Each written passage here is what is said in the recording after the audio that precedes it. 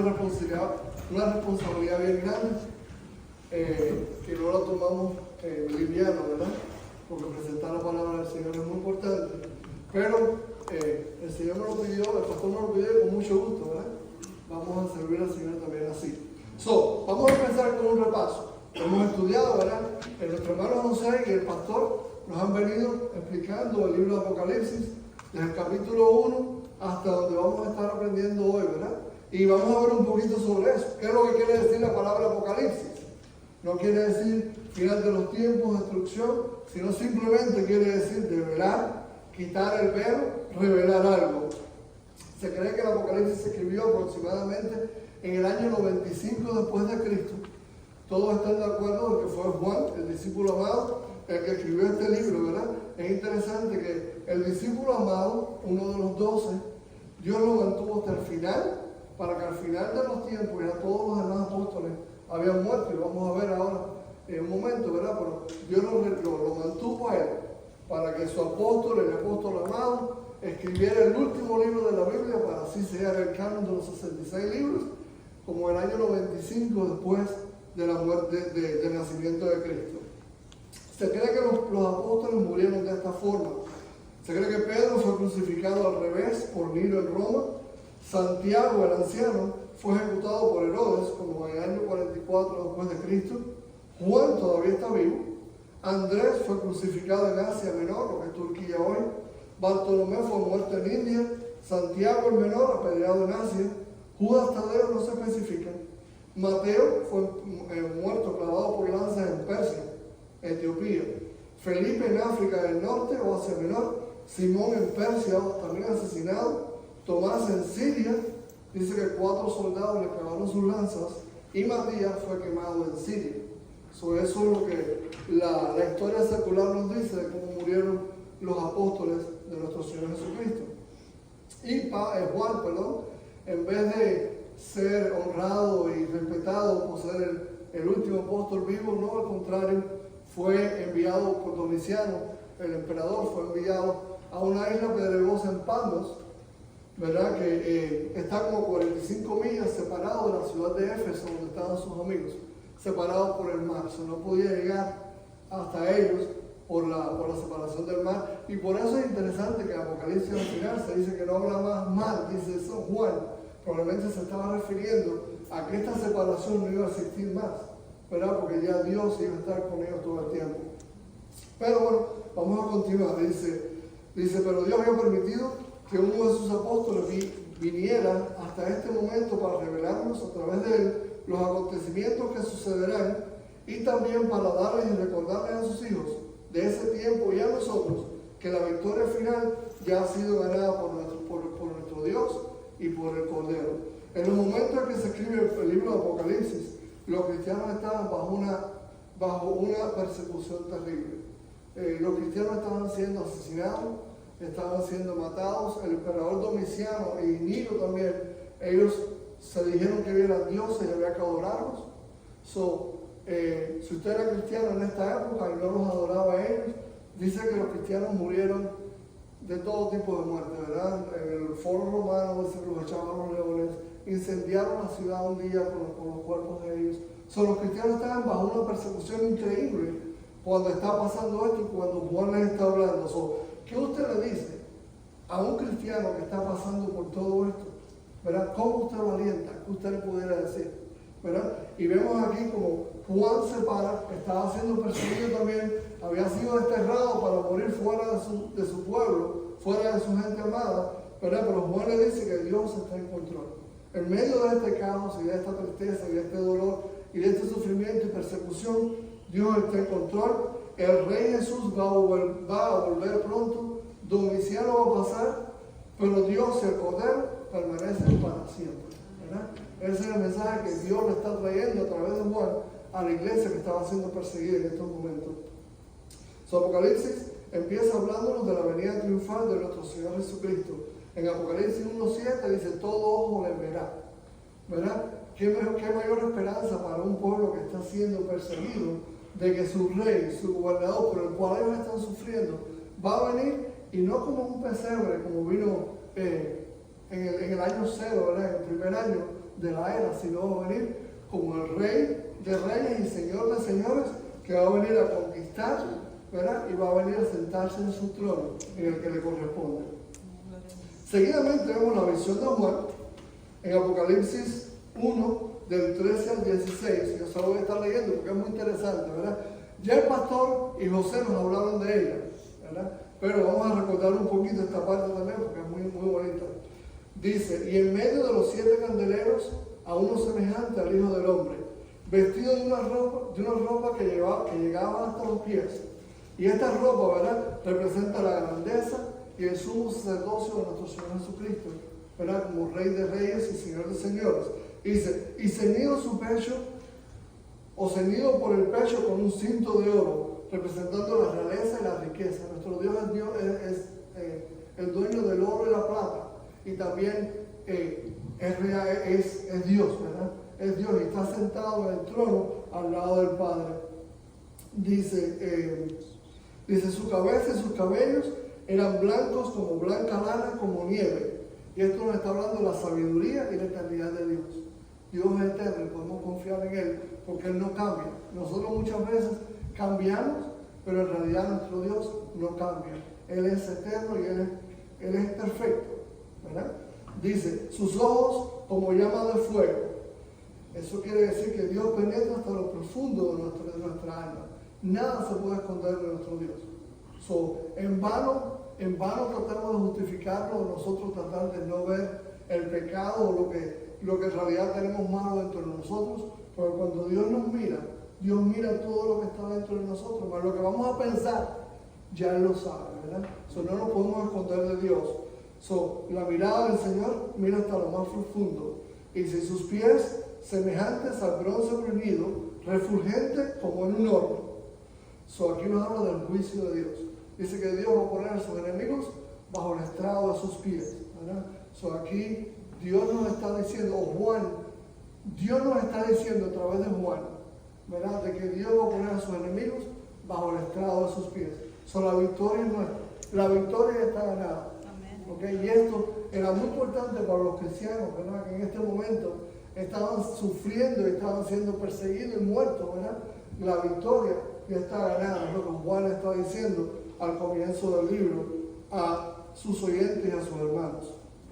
Y dice, y de su boca salió una espada aguda de 2 filos.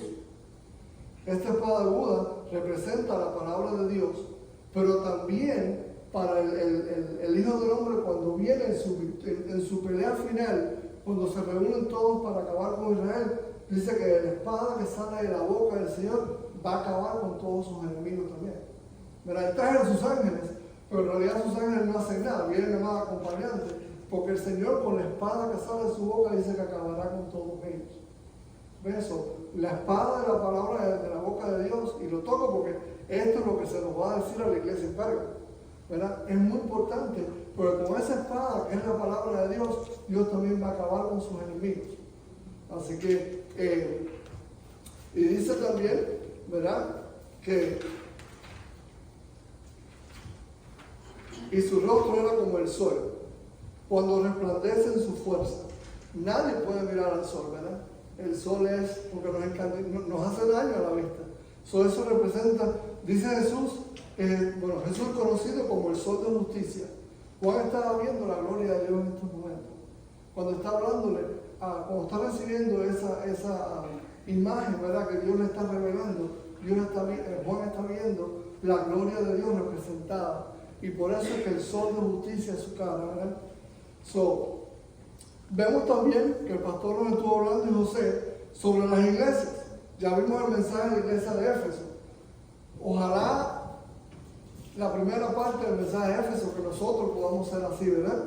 Dice, reconozco tu arduo trabajo y paciencia, que no puedes soportar a los malos, has probado a los que se dicen ser apóstoles y no lo son, y los has hallado mentirosos, y has sufrido y has tenido paciencia y has trabajado arduamente por amor de mi nombre y no has desmayado.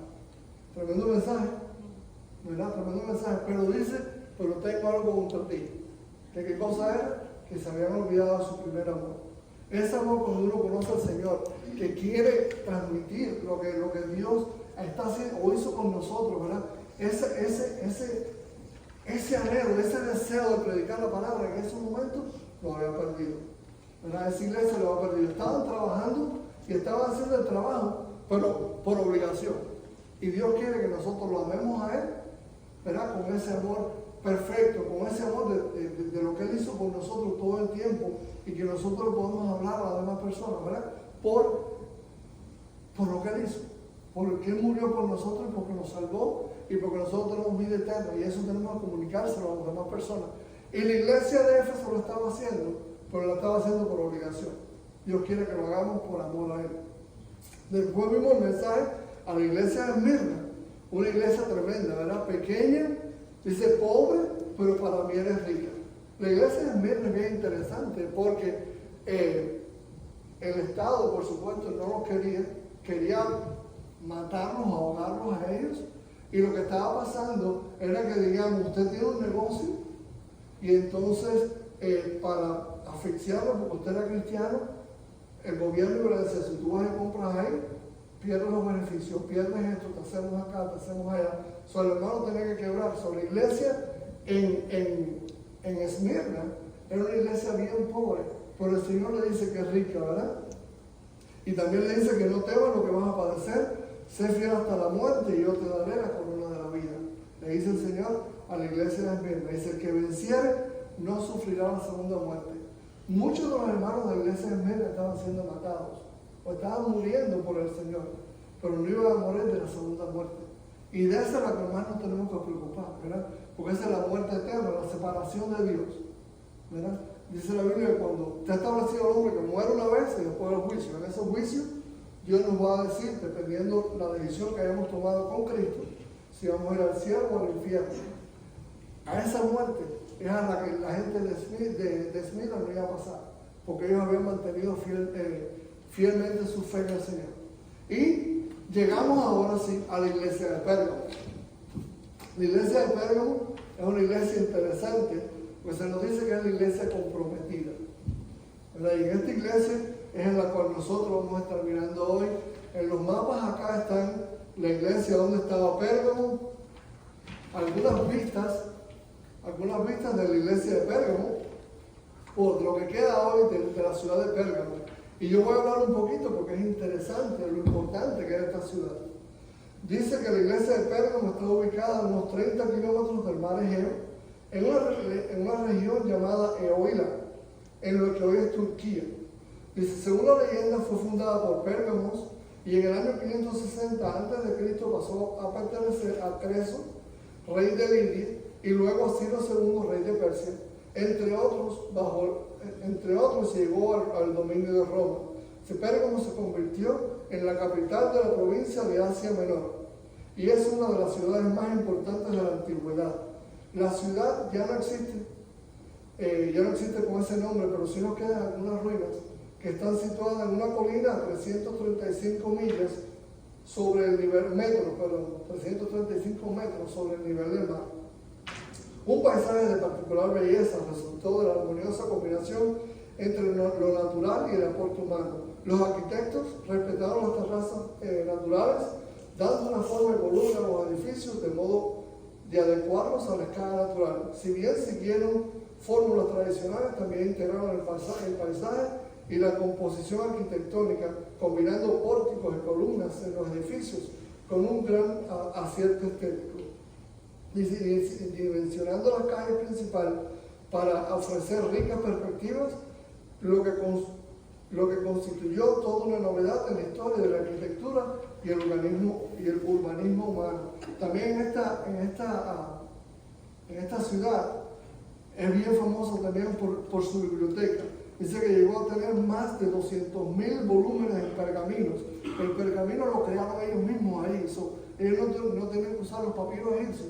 Ellos tenían sus propios pergaminos. Y esto equivale a como 200,000 libros en la librería.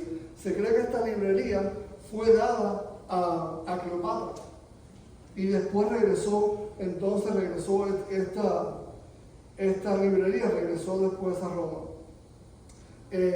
Esta ciudad es bien famosa por sus templos, ¿verdad? Una ciudad bien pagana, pero tenía templos inmensos a Zeus, que se consideraba el padre de todos los dioses y de todos los humanos, a Atenea, a Hera y a Demeter. También en el año 2 después de Cristo se construyó un templo.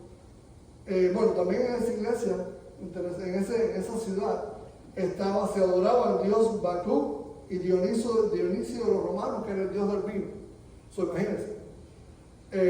También en el siglo II construyeron una basílica roja, y en esa basílica se adoraba al dios Esculapio, nombre romano del antiguo dios griego de la curación, simbolizado, y es bien interesante, lo traigo porque el símbolo de este dios es el símbolo de la medicina que conocemos nosotros hoy en día. Es la vara con la serpiente enroscada. Fíjense si la fuerza cultural que tenía esta ciudad, que ha llegado hasta nuestros tiempos, el símbolo ese de la medicina que nosotros vemos por ahí en todos los hospitales, ¿verdad? Sale de este templo, del templo es Asclepio o Esculapio para los romanos, ¿verdad? La ciudad era una ciudad bien hermosa. También fue la primera ciudad donde se creó un templo para adorar a César. Era César Domiciano, que se decía que él era Dios. Aquí se creó un templo también para adorar a César. Imagínense la abominación y la perversidad que había en esta ciudad. Y en esta ciudad estaba una iglesia pequeña, que era la iglesia de Pérgamo, ¿verdad? De creyentes. La ciudad se conoce, como ya hablamos, como un centro religioso. Dice también que este Esculapio se hicieron templos en toda la ciudad, y entonces personas de todos los alrededores venían ahí para ser sanados por este Dios. Era local la cosa. Son un centro religioso, también era un centro médico, porque estaban estos templos de estos dioses, y era también un centro cultural por la gran biblioteca que tenía más de 200.000 ejemplares. Pérgamo no era un sitio fácil para los cristianos. Es decir, ser cristiano en Pérgamo era ser cristiano de verdad. Sí se mantenían fieles. Y aquí viene el problema, ¿verdad? Volvemos al escritor. ¿Quién es el escritor del libro? Juan, el discípulo amado, ¿verdad? Pero ¿quién escribió el libro? Dios, ¿verdad? Él nada más que lo escribió, pero quien mandó el libro, o quien realmente escribió el libro, fue Dios, para revelarnos a Jesucristo, nuestro Señor y Salvador, y no como el niño que vino en el pesebre, sino como el rey que viene a gobernar, como Rey de Reyes y Señor de Señores. Vamos a adentrarnos ya en el mensaje a la iglesia de Pérgamo. En Apocalipsis 2:12 dice: y escriba al ángel de la iglesia en Pérgamo. ¿Quién es el ángel otra vez? El pastor, ¿verdad? En este caso le escribiría a nuestro pastor aquí. Dice: el que tiene la espada aguda de 2 filos, dice esto. El Señor se está refiriendo a la iglesia en Pérgamo como el que tiene la espada aguda. Ya vimos qué es lo que quiere decir la espada aguda, ¿verdad? La palabra del Señor. Pero también es un arma que Dios usa para eliminar a sus adversarios. Y eso lo vamos a ver más adelante en Apocalipsis. Así se presenta el Señor a la iglesia de Pérgamo. ¿Ok? Y dice, el que tiene la espada aguda de 2 filos. El Señor se representa como el que tiene la espada aguda de 2 filos.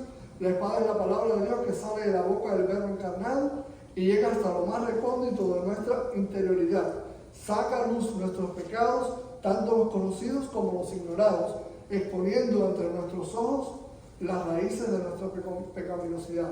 Si vemos en Hebreos 4:12, también la palabra del Señor nos dice: porque la palabra de Dios es viva y eficaz y más cortante que espada de 2 filos, y penetra hasta partir el alma y el espíritu, las coyunturas y los tuétanos, y discierne los pensamientos y las intenciones del corazón. Es decir, la palabra de Dios, nada nos podemos esconder de ella, ¿verdad? Y ahora yo pregunto, si nuestra iglesia, si nosotros aquí, primera iglesia bautista de Greenville, es escudriñada por la espada de 2 filos, ¿cómo Dios nos ve? ¿Cómo estamos siendo nosotros? Número 2, si yo, como miembro y parte del cuerpo de la iglesia, soy escudriñado de esta forma por el Señor, como yo me veré, o como tú te verás. ¿Qué estamos haciendo con nuestra vida? ¿Verdad? Es un momento que nos podemos nosotros pensar, ¿verdad? Porque lo mismo que Dios llegó, estos mensajes de la iglesia, es para la iglesia de Pérgamo, pero es para nuestra iglesia hoy en día también, ¿verdad? Porque la palabra de Dios es viva y eficaz. Si Dios nos analiza a nosotros, ¿qué va a ver? ¿Qué hay dentro mío? ¿Qué es lo que yo puedo enseñar al Señor? ¿Qué es lo que el Señor va a ver dentro de mí si Dios me analiza? Y me va a analizar así, ¿verdad? Piensen en eso un poquito. Vamos a seguir. Dice, la aprobación de Cristo, la parte buena a la iglesia de Pérgamo. Dice, yo conozco tus obras y dónde moras. Otra forma de traducir este pasaje es yo sé dónde vives. Y le voy a hacer esta anécdota porque me gustó mucho. Dice que Howard Hendricks dijo, me gusta trabajar con los nuevos cristianos. Especialmente me gusta escucharlos orar. Dice, a un culto de oración vino un recién convertido y estaba muy nervioso. Y le pregunté, ¿por qué? Y dijo, porque yo no sé decirlo o hacerlo como ustedes lo hacen. Y dice que Howard dijo, gracias a Dios por eso. Y dice que empezamos el culto de oración y después de algunos hermanos, el cristiano nuevo decidió también orar. Él dijo, Señor, soy Jim. Soy el que te conoció la semana pasada. ¿Tú te acuerdas? Dice que Howard dijo, probablemente le va a decir el número, el código postal de él, ¿verdad? Dice, y dijo, yo creo, dice, perdóname, dijo Jim, perdóname, que no puedo decirlo de la forma que el resto de estos lo hacen, pero yo quiero que tú sepas que de verdad te amo. Honestamente, de verdad, muchas gracias, te veo luego. Esa fue la oración de este recién convertido, pero nosotros también tenemos que aprender, ¿verdad? Esa comunicación que muchas veces nosotros la dejamos que se nos enfríe, pero nuestro Dios está ahí presto para oírnos, listo para oír lo que nosotros tenemos que decirle, y también debemos estar listos para oír lo que Él nos va a decir a nosotros. Dice que esta oración cambió el culto de oración. Dice, porque Él habló como sabiendo que Dios sabía dónde Él vivía. Jesús le dice a la iglesia de Pérgamo, yo sé dónde vives. Dios sabe dónde la iglesia de primera iglesia bautista hispana de Greenville es. Dios sabe dónde nosotros vivimos. Dios nos conoce.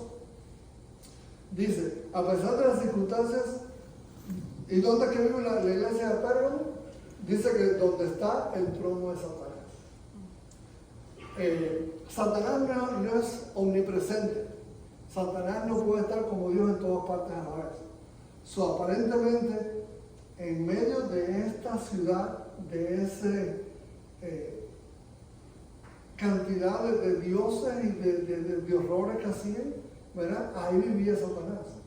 Ellos estaban en el medio de la caldera, como decimos en Cuba, ¿verdad? Ellos estaban en el medio del fuego, donde Satanás estaba influyendo más. Ahí estaba la iglesia de Pérgamo. Dice, recordemos que dice, como nuestro Dios, pero nos aseguró la presencia satánica era brutal en la iglesia, en el pueblo de Pérgamo, donde estaba la iglesia. Pero en la parte buena le dice, pero retienen mi nombre y no has negado mi fe. Y ahora, si otra vez el Señor viene y nos analiza a nosotros, como está analizando la iglesia de Pérgamo, el Señor va a decir lo mismo de nosotros, pero retienen mi nombre y no has negado mi fe. Cuando en el trabajo se te presenta una situación difícil, cuando tus compañeros te invitan a hacer algo que tú sabes que no está correcto, Dios puede decir esto de nosotros, ¿verdad? Dice, pero retienen mi nombre y no has negado mi fe. La palabra retener viene de reteneres, un verbo del griego que se llama krateo, que significa usar fuerza, agarrar, echar mano, guardar, abrazar, aferrar, asir, prender, tener y tomar. No debe interpretarse como detener o impedir. Es decir, la iglesia de Pérgamo estaba agarrada al Señor, algunos, pero otros estaban dejando deslizar. Pero en medio de todo ese problema, en medio de toda esa idolatría, de ese problema, de esa barbaridad que se hacían ahí, la iglesia estaba agarrada al Señor, ¿verdad? Y así tenemos que ser nosotros. Agarrarnos al Señor en cualquier circunstancia por la cual estemos pasando. Dice, la frase habla de una firme fidelidad al nombre del Salvador y Señor Jesucristo. Es honrar a Dios al pensar, sentir, hablar y actuar. Es vivir una vida de integridad. Los de Pérgamo eran seguidores de Cristo Jesús a cualquier costo. Ellos no se avergonzaban de Cristo, ¿verdad? En presencia de la multitud que los odiaba, ellos todavía mantenían su testimonio. Dice, ni aun en los días en que Antipas, mi testigo fiel, fue muerto por vosotros. ¿Qué quiere decir la palabra testigo aquí? Dice que testigo viene de la palabra martus, que quiere decir que es mártir. Ser testigo de Jesús es en realidad ser mártir por Él. ¿Cuántos de nosotros estamos dispuestos a ser mártires por seguir a nuestro Señor Jesucristo? ¿Verdad? Y Dios nos llama a eso. Ese es el llamado que nosotros tenemos como cristianos. Él murió por nosotros. ¿Qué más mal nos puede pasar a nosotros? ¿Verdad? Si ya Él dio su vida por nosotros, que suframos. Y puede que llegue el momento de sufrir para nosotros aquí en este país, ¿verdad? De la forma que la sociedad se está alejando del Señor. Puede que eso llegue pronto. Y tenemos que estar preparados para eso. Dice la Biblia en Pablo, en 2 Timoteo 1:12, dice, por lo cual asimismo padezco esto. Este es Pablo hablando. Dice, por lo cual asimismo padezco esto, pero no me avergüenzo, porque yo sé a quién he creído y estoy seguro que es poderoso para guardar mi depósito hasta aquel día. ¿Verdad? Nosotros tenemos que tener la confianza de Pablo. El Señor es poderoso para guardarnos a nosotros hasta ese día, hasta que lleguemos a la presencia del Señor. Dice, Antipas.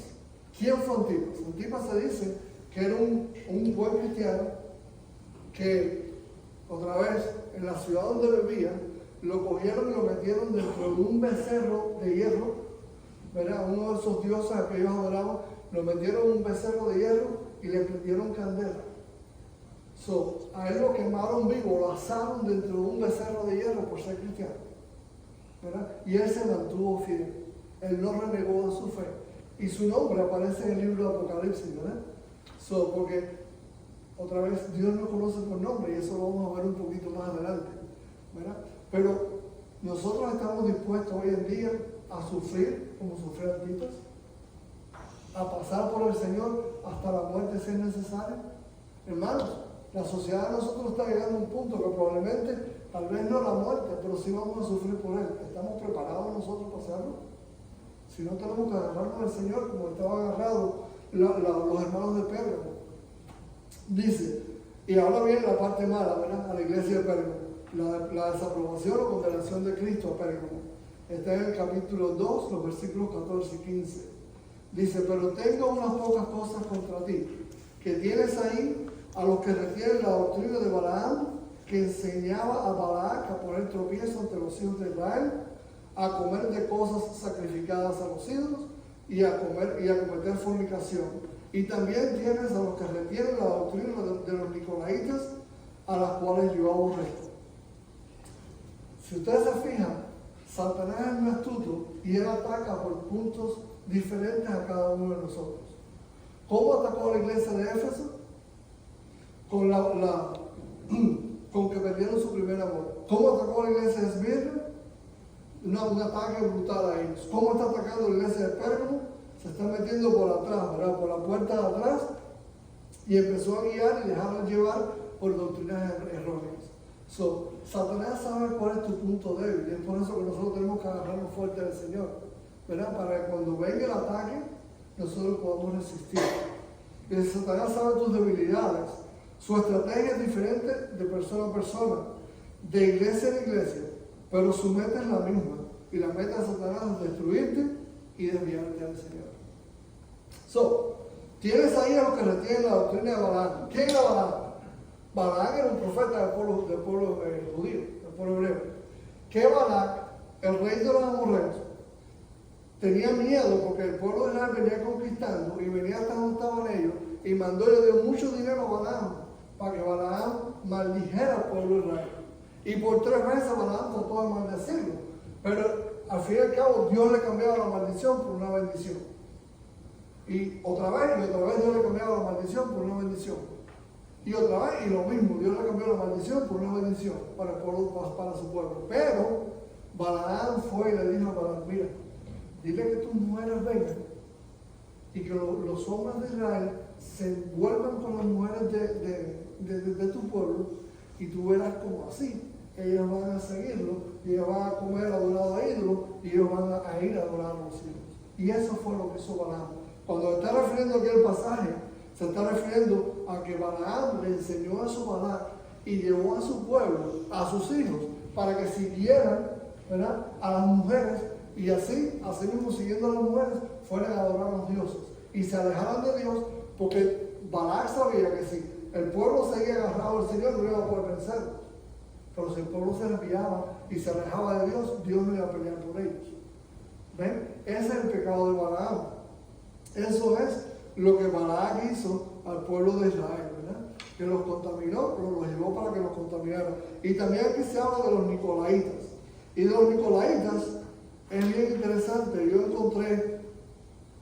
encontré, dice que el comentario de Apocalipsis más antiguo que se conoce, escrito por Victorino de Petobio en el siglo II, habla de los nicolaitas como hombres falsos y turbadores que, ministrando bajo un nombre de Nicolás, crearon. Se cree que Nicolás supuestamente era el diácono, uno de los diáconos, los 7 diáconos que se escogió, pero en realidad no hay prueba ninguna de eso.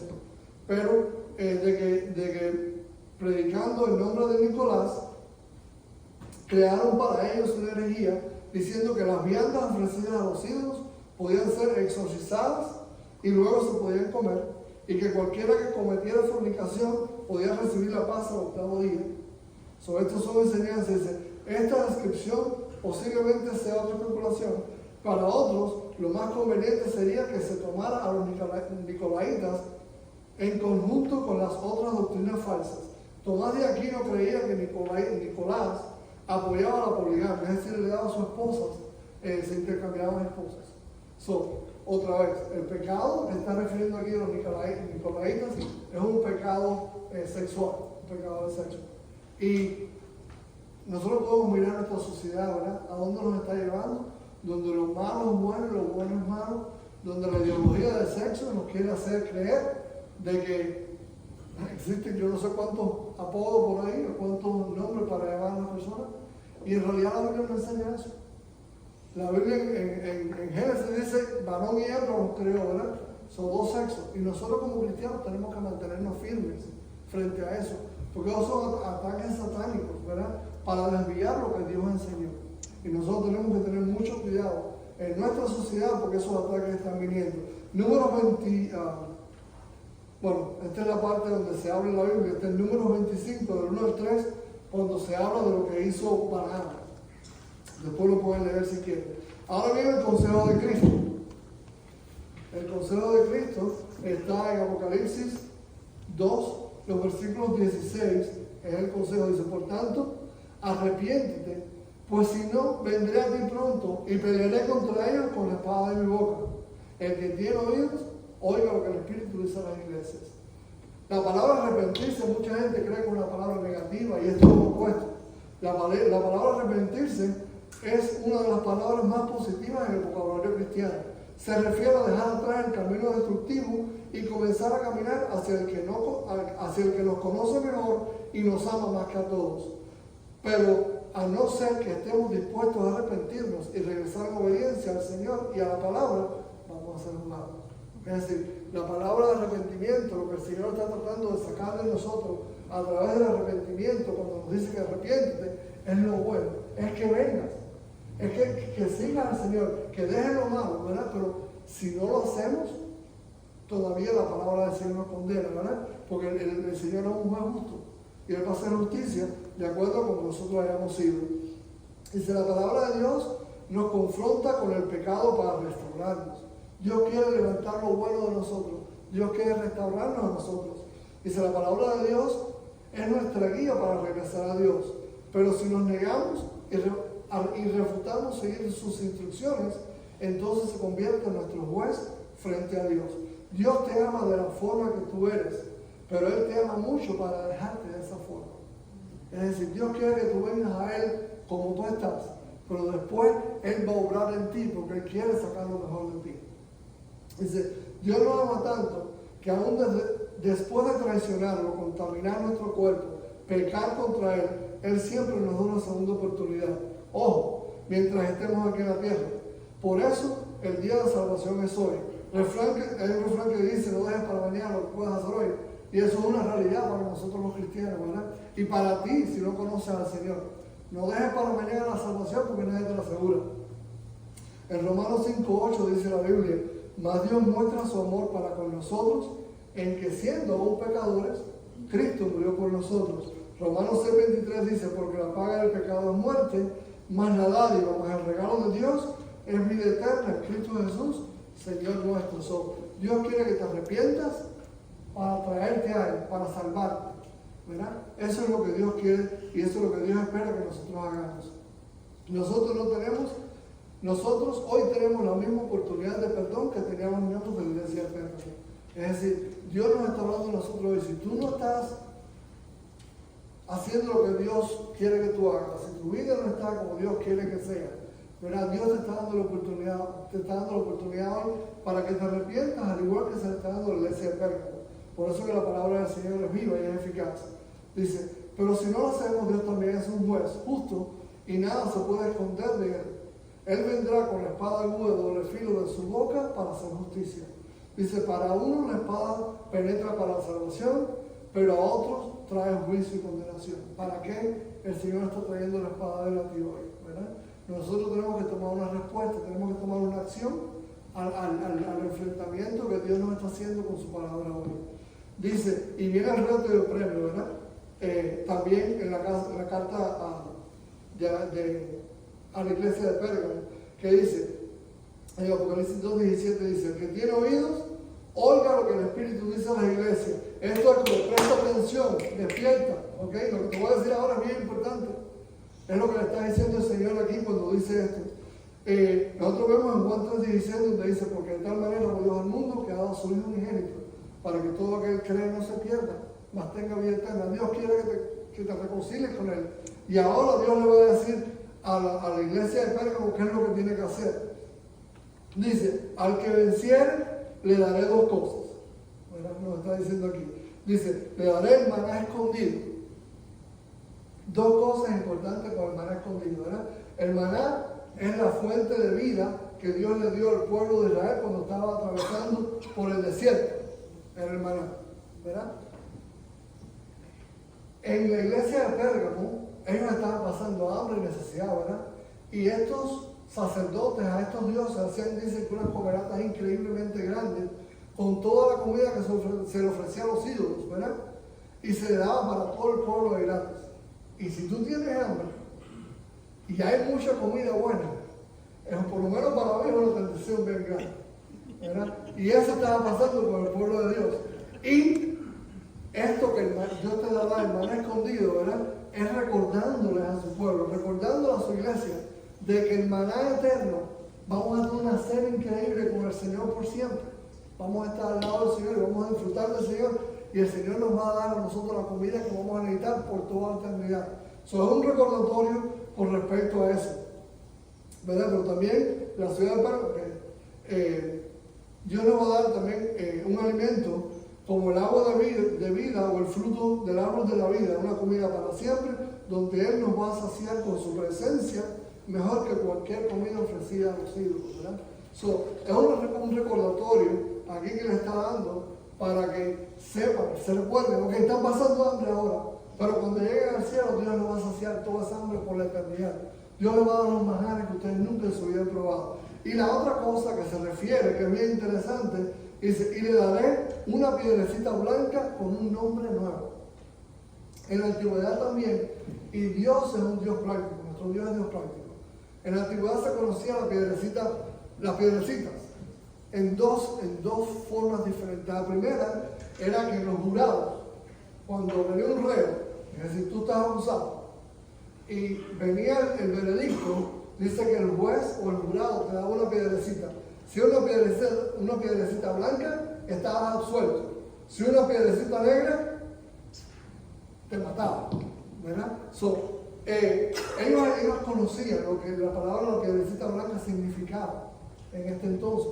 Otra de las aplicaciones era que dice que cuando los ricos te invitaban a un banquete, ellos tenían una piedrecita blanca que ellos partían y en una parte del nombre escribían tu nombre y en la otra parte del nombre escribía el que estaba ofreciendo el banquete, escribía su nombre. Cuando tú llegabas al banquete, comparaban las dos piedras. Si las dos piedras encajaban, ¿verdad? Tú entrabas al banquete y comías el banquete con el Señor de la casa. Bueno, aquí Dios está yendo un poquito más. No solamente está haciendo referencia a estas dos referencias que ellos conocían, sino también está diciéndonos, ¿verdad? Y esa piedrecita va a tener un nombre nuevo, el cual ninguno conoce, sino aquel que lo recibe. Dios nos va a dar un nombre nuevo aquí, amigos, cuando lleguemos al cielo. Ya yo no voy a hacer más algo. Yo no sé cómo voy a llamar al Señor, pero Él me va a cambiar el nombre cuando llegue al cielo, ¿verdad? Y me va a dar un nombre que solo Él y yo conocemos. Y en nuestra sociedad, que todos somos un número, si tú vas por ahí y te dices, ¿cuál es tu número de seguro social? Todos somos un número, ¿verdad? Qué bueno que nuestro Dios nos conoce por nombre.